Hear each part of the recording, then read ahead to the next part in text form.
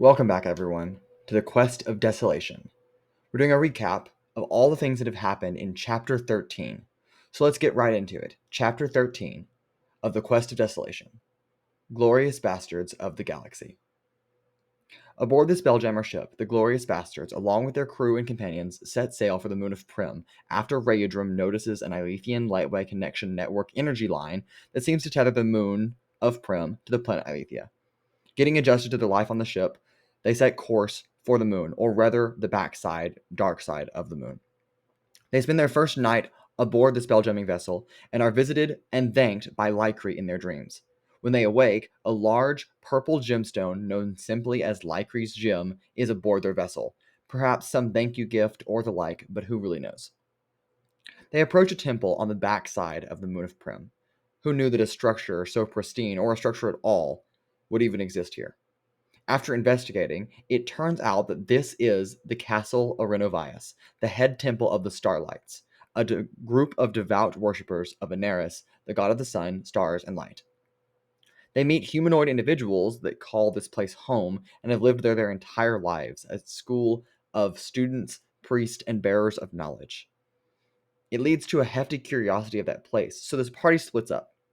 Trixie and Flint learn more about the system of the Aleph Dominion and about the inhabited planets in inhospitable locations and the spaceport of Brawl adrift in the Astral Sea, another inhabited spaceport. Nyx finds moon-grown foods to bring back to the ship to cook with. Atlasia, Uragar, and Kulias take a look around, and Rayadrim is confronted with heavy loads of information that change his very outlook on recorded history.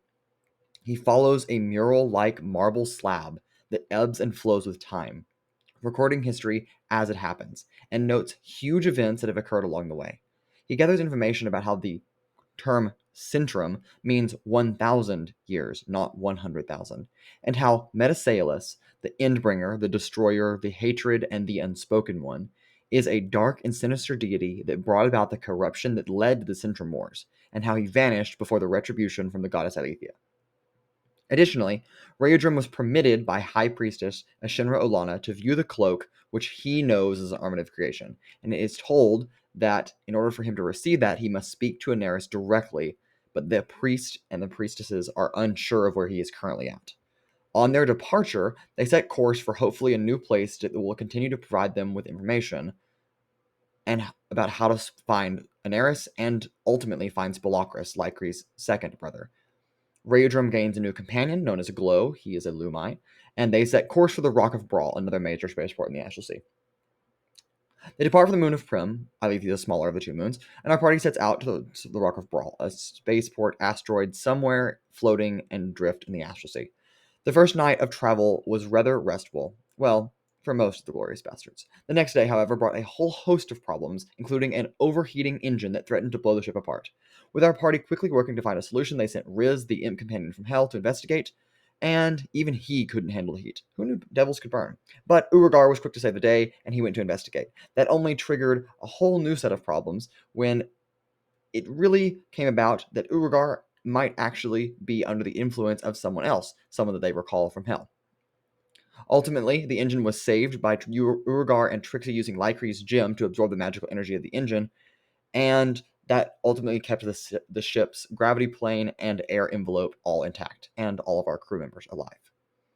But it did in fact turn out that Uragar would turn on the party against his will nonetheless, because he is in fact under the influence of a hypothetical influence from Tzactic, the Archlich from Hell. Of course, if this is true, that means that our party now even questions if they can trust Uragar, going as far to set up a rotating watch schedule to keep an eye on him.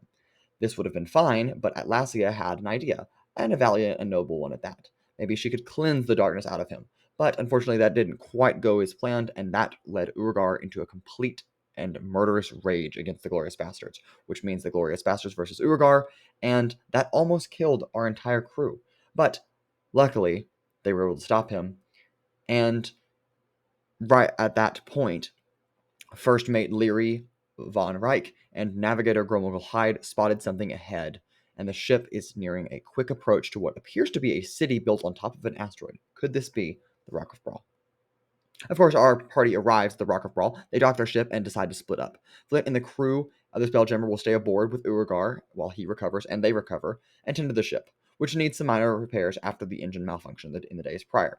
The rest of the Glorious Bastards, including Nyx, Rayodrum, Trixie, Kulias, and Atlasia, along with Francis, Alencia, Riz, and Glow, disembark the ship and begin to explore Brawl. After meeting with civilized people, including Portmaster Delone, they head towards the market, finding a Florgnor, which is a bitter, lopsided reddish-brown fruit, and learn about the currency system on Brawl, which uses a rectangular, gem-like coin called squares and transfer them through magical disc, which they need to acquire in order to fit into society.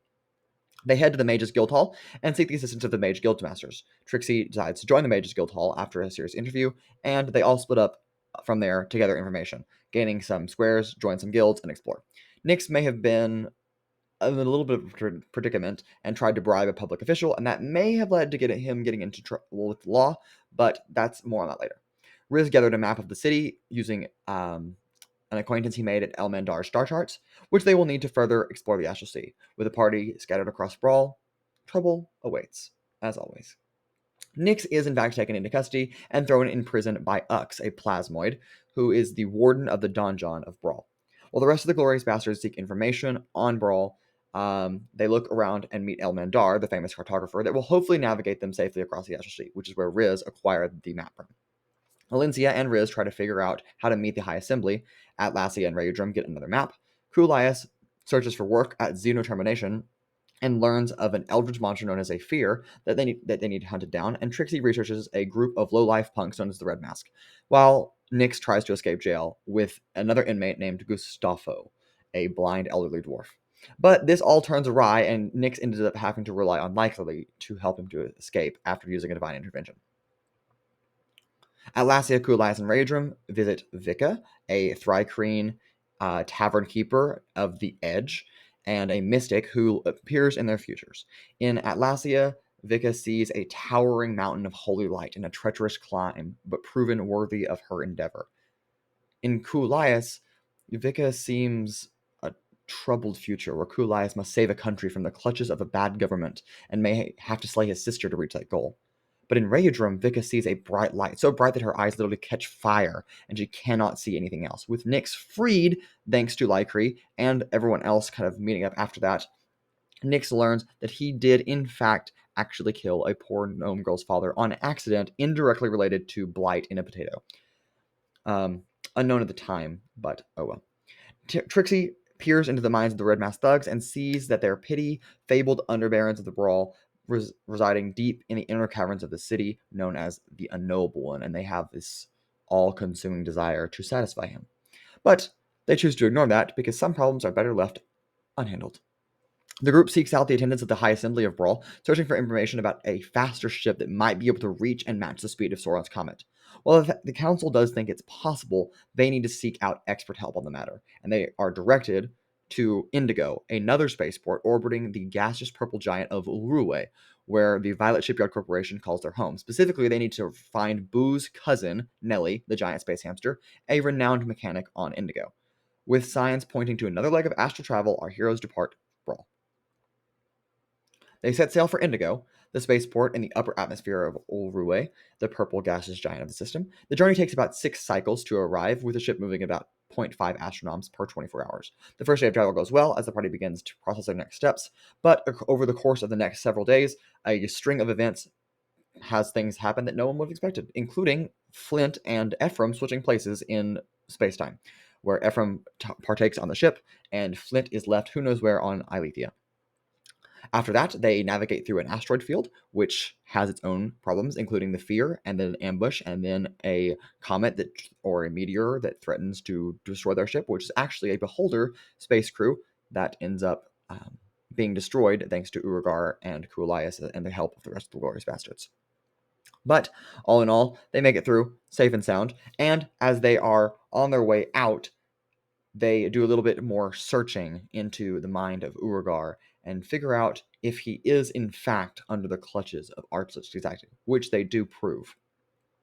On their way to Indigo, thanks to that divine intervention of Ephraim, Atlasia, and Rayudrum, they learn the true nature of Urugar's predicament, a vision that follows the adventures of his soul long ago when it departed his physical body, way back in the beginning of the campaign. The soul was nabbed by the devils and traded to Zactic long before the party even knew him as a foe. Perhaps Zactic knew more about them than they thought. When Urugar's soul was trapped into a machine of some kind, it seems only reasonable that the only way to maybe save him is to free his captured soul from such machine. But that means another trip to hell, and our party is not ready to go through that again. Following this event, Trixie creates a strange bridge into Rayudrum's subconscious, likely a result of the remnants of the divine magic that Rayudrum, Ephraim, and Atlasia used. Trixie is now able to explore certain doors, quote unquote, and lanterns and roadways in Rayudrum's subconscious state. But who knows what these are exactly a representation of? In the physical plane, an asteroid-like object, that beholder ship that we talked about earlier, threatens to overtake our crew, and our crew has to work carefully and meticulously to circumvent their near destruction. And after that, on their last day of cycle towards Indigo, our crew spots a small asteroid with a temple built upon it, and presumably they stop to investigate, and they find out that it is inhabited by the astral porpoise of probability, a creature that only answers yes or no questions with words like probably, possibly, presumably, perchance, perceivably, and other words that begin with P. Finally, after they try to crack the riddle of a question, if there even is one, our heroes give up and continue towards Indigo. They arrive at the planet Ulruwe, the gaseous purple giant of the system. In the upper atmosphere, a number of shards of rock look adrift, and one of these spires appears to be colonized with a large metallic ring around it. Perhaps this is Indigo. Upon docking in Indigo, our party splits up. Trixie searches for magic items and scrolls. Rayudrum and Atlasia seek out Nellie. Flint, who is brought back from Alethea after Rayudrum is teleported back home, and Urugar look for money. Ephraim reels with the moral unrest of his companions, and Nyx rebuilds his greenhouse. With the party scattered, it proves and provides plenty of opportunity for growth and information gathering. Nellie, the giant space hamster cousin of Boo, informs the group that their ship needs several upgrades to their engine before they can even consider making the jump to Soren's Comet. But she does in fact outline a list of parts for them to collect across the system. Before that, of course, our party must come to terms with the fact that murder and death of an innocent man occurred on their own part, an action that shakes many of the group and forces them to refocus on what it means to be quote-unquote good. Additionally, while Nellie and her business partner Kel repair the Spelljammer, our heroes spend some downtime on Indigo. Atlasia scores a major deal with Vincora Violet, the co-president of the Violet Shipyard Corporation, to reconquer Indigo territories in the Midway Rim in exchange for one of the required engine parts they need, a hypersum shield. Flint and Ephraim find a bounty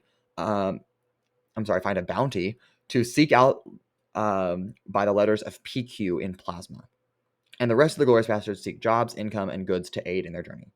With divine affairs involved, many in our party seek guidance from their deities, and that has heavy-weighted consequences and thoughts for our heroes as they depart Indigo with Nellie, who agrees to stay on board to fulfill her dream of exploring the stars.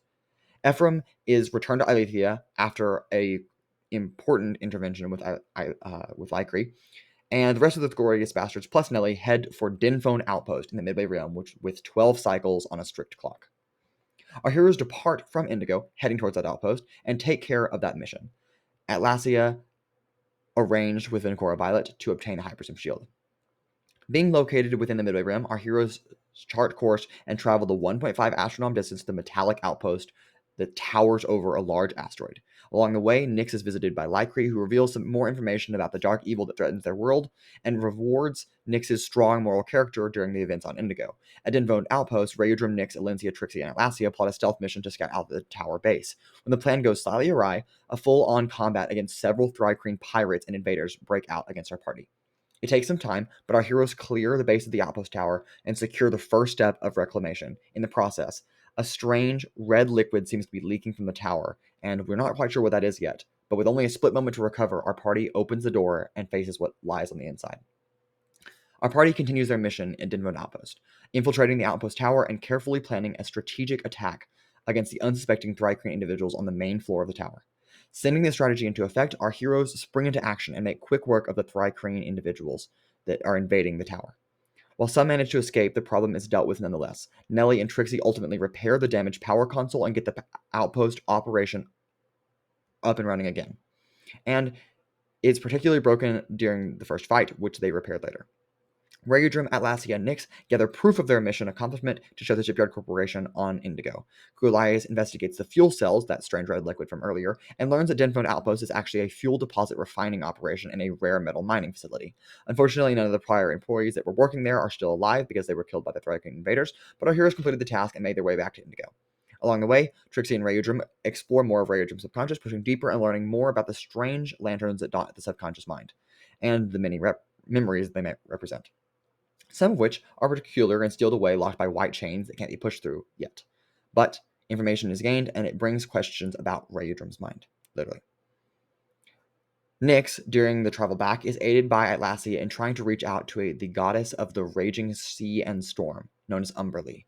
When Nyx finally makes contact with her in the midst of a thrashing ocean, he requests her to aid in the upcoming turmoil. The shark-formed deity is hesitant, but perhaps at the very least intrigued about the upcoming problems, and conveys that she might be willing to help Nyx should he continue to reach out. Finally, our crew arrives back on Indigo, where Atlasia delivers the proof of a successful operation, and they grant a hypersome shield. As part of their deal, with Atlasia and her crew completing it and getting a hypersome shield, they now set their sights on a star driver, probably located in the ancient and abandoned ruins of Starfell. Nyx gets a letter from a halfling girl, Rebby Puddlefield, who we met on Brawl and became pen pals with, and Cool Eyes made a quick shopping trip, and our crew set out for Starfell. From Indigo to Starfell in a flash, Trixie explores more of Rayudrum's subconscious, finding evidence of some memories that Rayudrum hasn't even had occur yet. But with not much time to focus on this, they arrive at Starfell, or the ruins of Starfell nonetheless. And our heroes travel to the Ascendant, a massive collection of tomes and books, searching for the Star Core and subsequently the Star Drivers inside of it. It takes quite a bit of time of searching through an ancient library and navigating downwards into the rocky islet to find the remnants of a massive engine, but our heroes do eventually find what they're looking for. Urugar, Trixie, and Nellie work quickly to remove not one but two of the Star Drivers, hoping to sell one for profit, while slowly succumbing to the effects of radiation poisoning from the engine reactor core, which is still depleting over time. Flint relinquishes his role as captain of the ship, wanting to remain as pilot, but wanting to shift responsibility to what he calls a more responsible individual. First Mate Leary assumes that role as captain, promoting Nyx to the rank of first mate, and they all depart for Plasma, hoping to arrive there without any issue. But unfortunately, when psychotic screams pierce the vacuum of space and all the engine lights shut down and the vessel comes to a screeching halt, they are forced to confront ripples in the darkness and know that they are not alone. Tentacles begin to wrap around the vessel, and they finally realize a grim truth. A shadowy cosmic monstrosity is looking to enjoy them as a tasty snack. A fight breaks out aboard the ship and for the ship, and it's all hands on deck if there's any hope of surviving this one. With multiple close calls, acidic blood, and body swapping, our heroes narrowly manage to pull through and defeat Vagriz, the cosmic horror. Arriving in Plasma, our heroes split up to cover some ground. Flint gets a new disguise, Trixie buys some cell scrolls, and Atlasia, Nyx, and Nellie look for Gigastar fuel and a plasma converter. Atlasia, Nyx, and Nellie meet Corporal Marcellinus Thames, and the rest of the crew of the Lomiculus before pointing them towards a tavern known as the Slow Kandori and a buyer who is named Paralyas Quinoa, a black market dealer who might be able to get them what they're looking for. They search for the Slow Kandori and then find the tavern constructed on the back of an astral whale, or a Kandori. After a careful bargaining session with Paralyzed Quinoa, Mr. Quinoa agrees to provide 5 vials of Gigastar fuel and a plasma converter in exchange for their extra star driver and 3 star metal coins. With this huge deal made, our heroes are left to wait around in Plasma until everything can be acquired. Flint, of course, learns that the bounty for 1 PQ is the same dealer, Mr. Paralyzed Quinoa, and that creates tension in the Slow Kandori, almost escalating into a full-on gunfight, but narrowly avoided by actions on both sides. Trixie, in the meantime, attempts to contact the endless goddess of magic, Fanerva, and does so, coming face to face with the magical tapestry of energy in all of reality, which is electric and scarring, pun intended, with Trixie walking away with a nasty scar on her right arm. With everything ready to go, however, our heroes depart for Brawl once again in hopes to gain the last major end part that they need, a cosmic sail. Along the way, a series of unfortunate mechanical mishaps lead to the destruction of a charging crystal and damage to the engine. Nellie and Allian do fix it, but it takes much longer than anticipated, and while they do get the engine up and running, it takes time. Flint uses that downtime to search through Dearest Ducks for more armaments creation, seeing one final one, a pair of glasses located somewhere on Aletheia, before Dearest Ducks vanishes after completing his quest.